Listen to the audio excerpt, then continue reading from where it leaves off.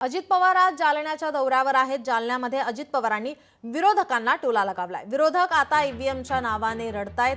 विधानसभेला सुपडा साफ झाल्यानंतर ईव्हीएमला दोष देत आहेत। विरोधकांच्या ईव्हीएम वरील टीकेला अजितदादांनी उत्तर दिलंय। जनता फार हुशार आहे, मतदार फार हुशार आहे। हे आता विरोधी पक्ष रडत बसलेत, ईव्हीएम बटन। अरे काय तू जे बटन दाबतो ते तिथं बरोबर मत जातं। कशाचं ईव्हीएम? लोकसभेला ईव्हीएम चांगलं होतं आणि इकडे फडशा पडला, इकडे सोपडा साफ झाला। ईव्हीएमचा दोष। कशाचा ईव्हीएमचा दोष? ही काय पद्धत झाली? ईव्हीएमचं काम करताय, त्याच्यामध्ये शेजारी पण तुम्ही कुणाला तिकीट काय बटन दाबलं तिथे येते ना चिठ्ठी, तुम्ही बघता ना।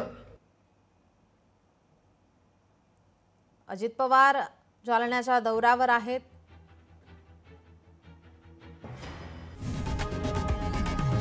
लोकशाही मराठी ऐका, पहा, जागरूक रहा।